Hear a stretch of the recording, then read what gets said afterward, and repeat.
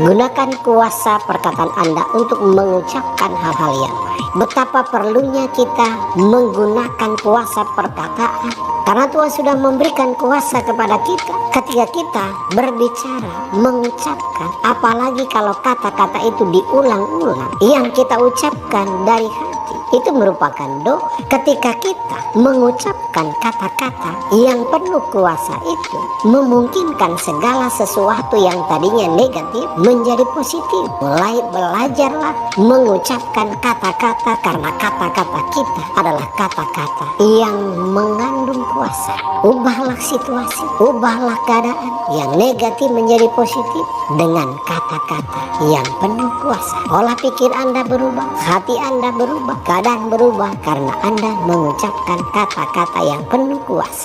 Bapak Ibu Saudara, kita ini orang percaya punya kuasa perkataan kita di dalam nama Yesus. Minggu lalu sudah dibahas, Petrus berkata, aku tidak punya emas dan perak, tetapi demi nama Yesus orang Nazaret itu berjalanlah, maka dia berjalan. Saya terlalu percaya Bapak Ibu Saudara, setiap kita di tempat ini yang sudah percaya Yesus, engkau juga punya kuasa yang sama di dalam perkataanmu. Amin.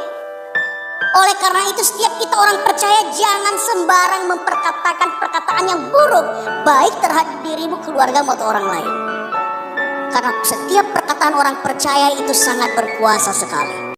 Perkataan kita memiliki kekuatan, tetapi saya kurang setuju kalau perkataan kita memiliki kuasa. Karena gini, di mimbar-mimbar gereja akhir-akhir ini banyak sekali ajaran sesat yang sudah masuk bahwa perkataan kita itu memiliki kuasa. Itu berasal dari pencampuran antara buku The Secret tentang the law of attraction. Bagaimana yang positif menarik yang positif. Ini juga dianut oleh word of faith. Word of faith itu ada pengajar-pengajar sesat yang berbicara bahwa iman kita kalau diperkatakan akan menciptakan. Jadi law attraction, iman yang menciptakan, yang diperkatakan itu nanti akan menjadi suatu kenyataan. Itu bukan Alkitab dan bukan kekristenan. Karena begini saudara, kita ini bukan Tuhan, kita tidak maha kuasa, kita terbatas, kita berdosa. Nah di dalam Kristus, gambar Allah yang rusak itu memang dipulihkan. Dan kita memang menerima kuasa, tetapi kita menerima kuasa itu dipakai untuk menjadi saksi, memberitakan Injil. Hidup kita sesuai dengan kehendak Tuhan, bukan untuk menarik kemakmuran, bukan berkuasa untuk memanifestasikan apa yang daging kita mau. Ada gereja besar yang menganut seperti itu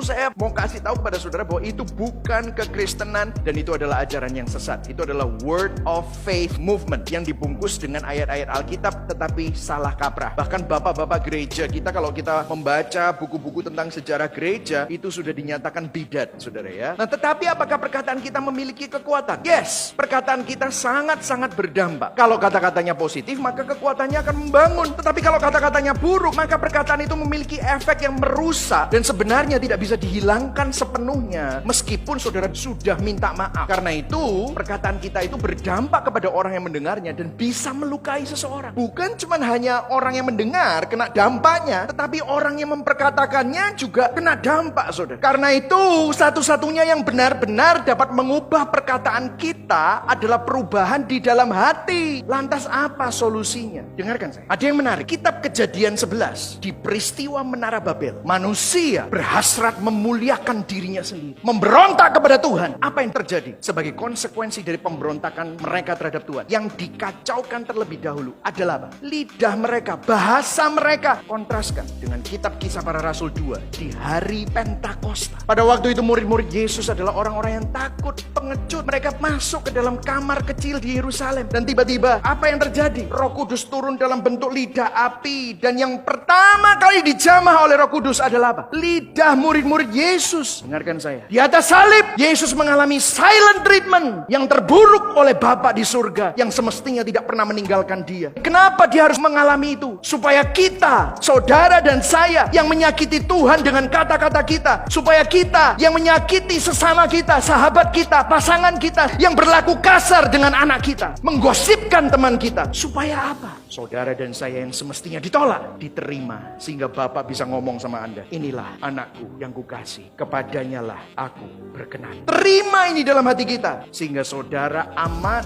kita dimengerti, meskipun gak ada yang mengerti kita, tetapi kita tahu bahwa Tuhan mengerti kita, sehingga pada waktu kita melihat orang yang sedang putus asa, kita pun juga bisa memberikan perkataan yang kita terima dari Tuhan itu kepada orang itu. Saya yakin semakin saudara merenungkan Injil, semakin saudara memandang kepada Kristus, hatimu diperbarui, tiba-tiba kata-katamu akan mulai berubah. Karena Injil, kita bisa memperkatakan kasih dan berkat kepada orang yang membenci kita, bahkan mengutuki kita. Karena Injil, hati kita tetap bisa mengampuni dan dipulihkan, meskipun ada kata-kata yang menyakiti dan menghancurkan perasaan. Amin, saudara.